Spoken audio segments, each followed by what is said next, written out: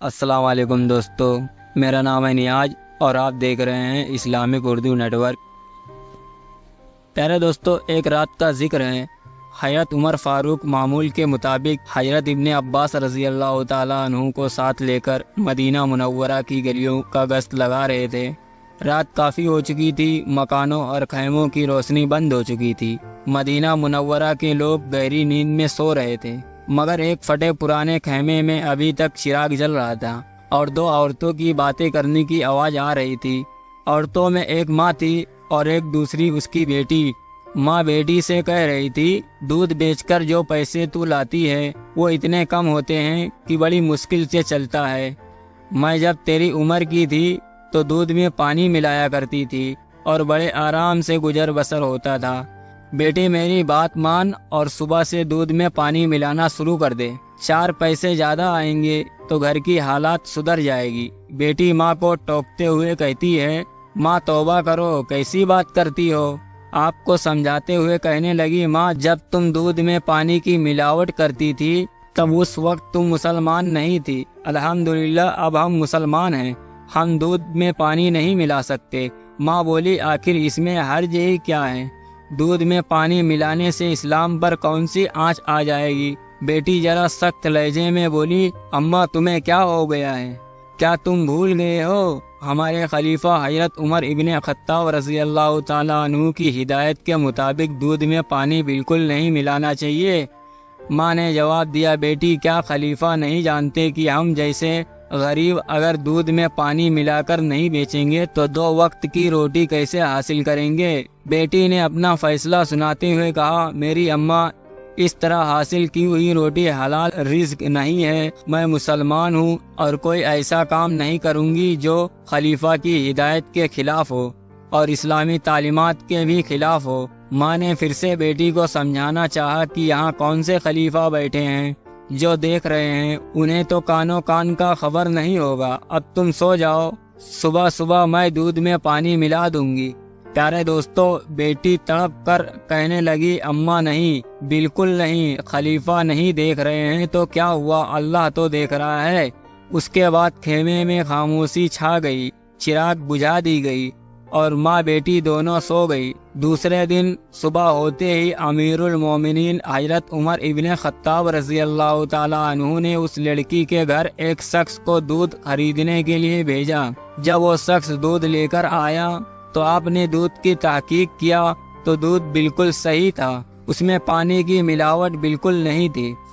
حضرت عمر ابن خطاب رضی اللہ تعالیٰ عنہ اپنے رات کے ساتھی حضرت ابن عباس رضی اللہ تعالیٰ عنہ سے پوچھا کہ ایسی نیک کردار اور اللہ سے ڈرنے والی لڑکی کے لیے کیا انعام ہونا چاہیے؟ حضرت ابن عباس رضی اللہ تعالیٰ عنہ نے رائے دی، کم سے کم 1000 درہم انعام دینے چاہیے۔ حضرت عمر ابن خطاب رضی اللہ تعالیٰ عنہ نے حضرت ابن عباس رضی اللہ تعالیٰ عنہ کو مخاطب کرتے ہوئے فرمایا، ایسی نیک اور پاک سیرت لڑکی کی ایمانداری کو سکوں میں نہیں تولا جا سکتا۔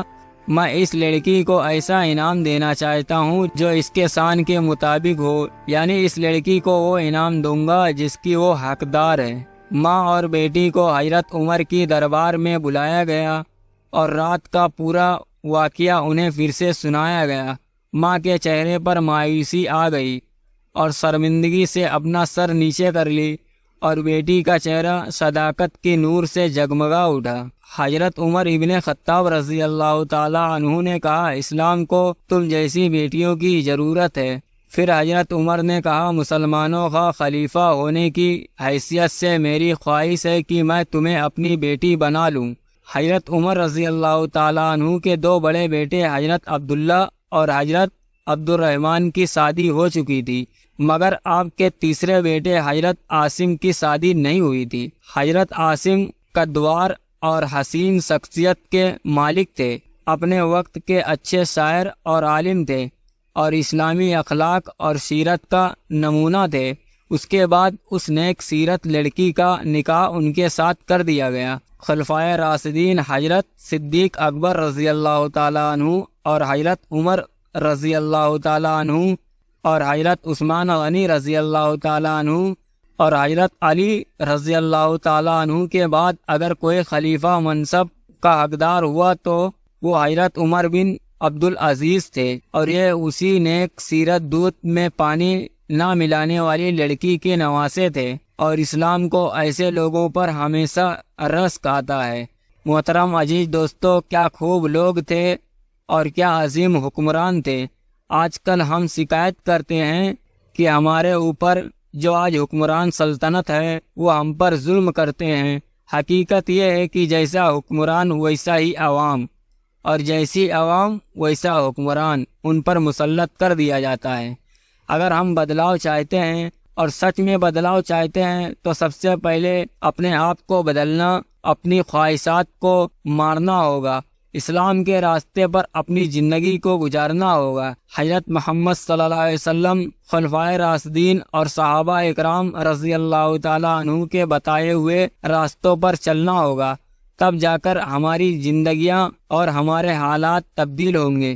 اگر آپ کو یہ ویڈیو اچھی لگی ہو اور آپ اس چینل پر نئے ہو تو چینل کو سبسکرائب کریں اور اس ویڈیو کو اپنے دوستوں تک شیئر کریں۔ اللہ حافظ۔